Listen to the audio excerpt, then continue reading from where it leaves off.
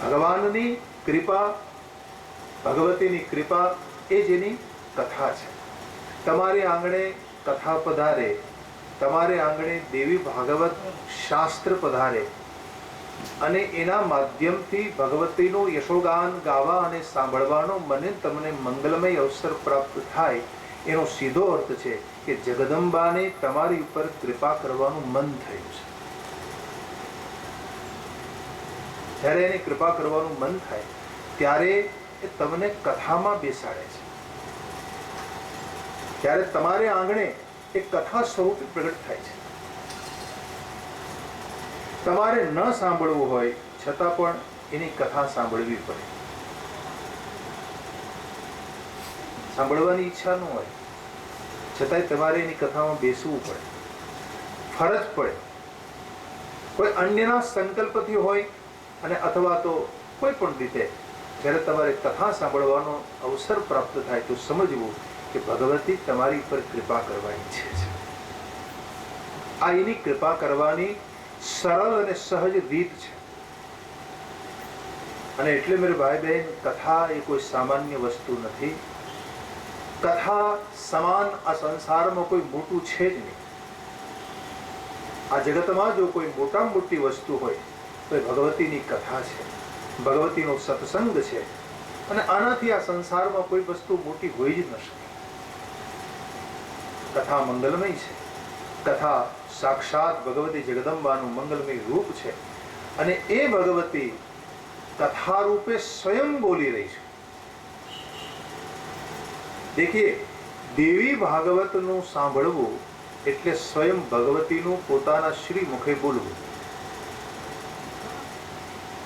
ભગવાનને આપણી સામે બોલવાનું મન થાય તો કેમ બોલી શકે? કોઈ માધ્યમ તો જોઈએ.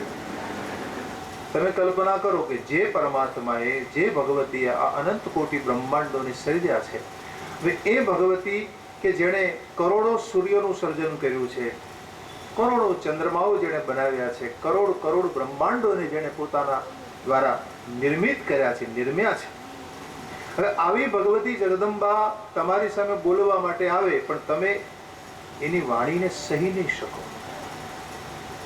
તમે એના રૂપને ધારણ નહીં કરી શકો, તમે એના રૂપને જોઈ નહીં શકો.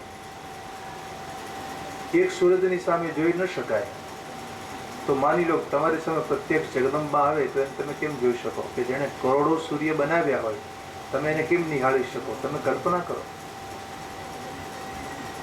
ભગવાને જ્યારે અર્જુનને ગીતા સંભળાવી અને એ વખતે વિરાટ દર્શન કરાવ્યું, ભગવાન શ્રી કૃષ્ણે વિરાટ રૂપનું દર્શન કરાવ્યું, ત્યારે અર્જુનના ગાત્રો ગળી ગયેલા.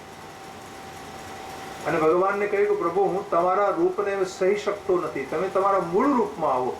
તો એ ભગવતી જગદંબા માની લો કે કંઈક કહેવા ઈચ્છતી હોય અને તમારી સામે પ્રગટ થાય તો તમે એના રૂપને, એની વાણીને સહી નહીં શકો. એને સહન કરવા માટે મારી તમારી કોઈ વિસાત નથી. અને એટલે એ ભગવતી જગદંબા કરુણાનું રૂપ ધરીને આવે છે, કૃપાનું રૂપ ધરીને આવે છે. અને એની કૃપા કરવાની જો કોઈ સહેલી અને સુગમ રીત હોય તો એ મારી તમારી સામે કથા રૂપે પ્રગટ થાય છે. કથા એ એનું વાણીમય પ્રાગટ્ય છે. ભગવતીની કથા એ એની કરુણા રૂપ છે, કરુણા સ્વરૂપ છે. કરુણા રૂપે મારી તમારી સામે પ્રત્યક્ષ પ્રગટ થવા જઈ રહી છે. અને એટલા માટે મેં આપને કહ્યું કે તમારી આંગણે ભગવત કથા કે ભગવતીની કથા પ્રગટ થાય તો સમજવું કે ભગવતીને તમારી પર બહુ કૃપા કરવાનું મન છે. અતિ કૃપા કરવાની ઈચ્છા જ્યારે જ્યારે જીવ ઉપર ભગવતી કરે છે ત્યારે જ તમને કથા શ્રવણ કરવાનો મોકો મળે છે. ત્યારે જ તો કથામાં તમને રુચિ જાગે છે, કથામાં તમને વિશેષ પ્રેમ જાગે છે. તો ભગવતીનું આ કરુણામય સ્વરૂપ છે. અને બહુ કૃપા હોય ને ભાઈ, ત્યારે આ માર્ગમાં તમને બેસવાનું મન થાય. ગોસ્વામીજી માનસમાં બહુ સુંદર બોલ્યા છે. રામચરિત માનસમાં ગોસ્વામીજી બોલ્યા છે, ઉત્તરકાંડ, અતિ હરિ કૃપા જાહી પર હો, અતિ હરિ કૃપા જાહી પર હો, પાવ દે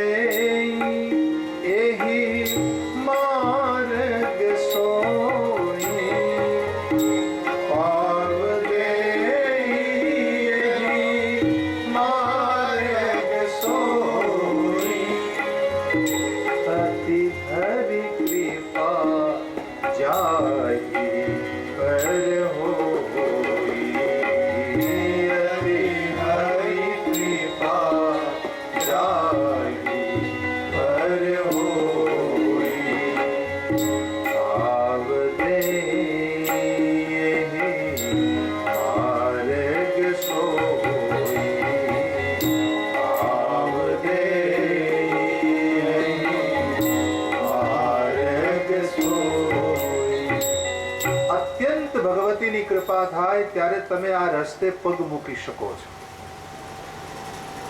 બાકી આ માર્ગ કઠિન છે. જ્યારે ભગવતી તમને ધક્કો મારે છે ત્યારે તમે અહીંયા આવીને બેસી શકો છો. એટલે હું ઘણી વખત મારી કથામાં કહેતો હોઉં કે લોકો જેને ઇલેક્ટ કરે ને એ બધા લોકસભામાં જાય, પણ ભગવાન જેને સિલેક્ટ કરે ને એ બધા અહીંયા આવીને બેસે છે. આ બધાનું કામ નથી. મેરે ભાઈ બહેન, તમે બધા ભગવાનનું સિલેક્શન છો, પરમાત્માના સિલેક્ટ કરેલા છો તમે. અને ઈશ્વર જેને સિલેક્ટ કરે, ભગવતી જેનું સિલેક્શન કરે છે, એ જ અહીંયા સત્સંગ સભામાં આવીને બેસે. બાકી તો આ જગતમાં લાખો લોકો છે, હજારો લોકો છે, બધાની રુચિ ન હોય. અને માની લો કે કદાચ અહીંયા આવી જાય તો એમાં એને કોઈ રુચિ ન હોય, ન એને પ્રેમ જાગે, તો અહીંયા બેસી નહીં શકે. તો સમજવું કે ભગવાને એનું સિલેક્શન નથી કર્યું. આપ બધા ભગવતીના સિલેક્ટેડ છો અને એટલે અહીંયા બિરાજ્યા છો, અને એટલે તમને ભગવતીની કથામાં રસ પડ્યો છે, રુચિ જાગી છે. અને ભગવતીએ મારી તમારી પર અતિ કરુણા કરી છે. તો ભગવતીની કથા એ એની કૃપા છે, એની કરુણા છે. એ ભગવતી કોણ છે? આપણે ત્યાં એક પ્રણાલિકા છે કે કોઈ પણ કથામાં તમે જ્યારે મંગલ પ્રવેશ કરો ને એટલે મહાત્મ્યની કથા આવે પેલા આપણે દેશી ભાષામાં કહીએ માયતમ. માયતમ સાંભળવું પડે. આ આપણી એક પૌરાણિક રીત છે કે મહાત્મ્ય કથા શ્રવણ કરવી. તો ભગવતીના આ દેવી ભાગવતમાં આપણે પ્રવેશ કરીએ એ પેલા અહીંયા 5 અધ્યાયમાં ભગવતી જગદંબાના મહાત્મ્યની કથા સંભળાવી છે. હવે માધ્યમ શા માટે? તમે જો ભાગવત બેસાડ્યું હોય ને તો એનું પેલા માધ્યમ આવે. રામ કથાનું માધ્યમ છે, શિવ કથાનું પેલા માધ્યમ છે. એમ કોઈ પણ કથા તમે શ્રવણ કરો તો પહેલા દિવસે જ્યારે તમે મંગલારંભ કરો, મંગલારંભ જ્યારે કથાનો થાય ત્યારે એક ગ્રંથનો મહિમા સમજવો પડે છે. એને આપણે કહીએ માધ્યમ. આજે તો માધ્યમ હોય ને, અને એ માધ્યમ શા માટે સાંભળવું? તો એનો અર્થ છે કે ગ્રંથ પ્રત્યે તમને આદર થવો જોઈએ, અને એ આદર હૃદયમાં પ્રગટ કરવા માટે મહાત્માની કથા સાંભળવી બહુ જરૂરી છે. કોઈના વિશે પણ જો તમે સાંભળવા માટે બેસો ને એ વ્યક્તિ પ્રત્યે કે વસ્તુ પ્રત્યે જો તમને આદર ન હોય તો એના પ્રત્યે તમને પ્રેમ નહીં જાગે. જો આદર નહીં હોય, વ્યક્તિ પ્રત્યે આદર હોવો જોઈએ. આદર હોય તો આપણને પ્રેમ જાગે. પછી ગ્રંથ હોય, વ્યક્તિ હોય, વસ્તુ હોય, કોઈ પણ હોય, પણ એના પ્રત્યે આપણને આદર ભાવ થાય તો જ આપણને સાચો પ્રેમ જાગે. તો આદર ન હોય તો પ્રેમ ન જાગે. તો એ આદરને પ્રગટ કરવા માટેની રીત છે મહાત્મ્ય સાંભળવું. મહાત્મ્ય સાંભળવાથી આપણને એક ગ્રંથ પ્રત્યે આદર જાગે છે, ભાવ જાગે છે. એટલે માટે સાંભળવું બહુ જરૂરી છે. પણ શું છે આ માધ્યમની અંદર? તો આરંભમાં કહ્યું, જેણે આ સૃષ્ટિને બનાવી છે. સૃષ્ટોયા સર્ગ રૂપા, જેણે આ સૃષ્ટિને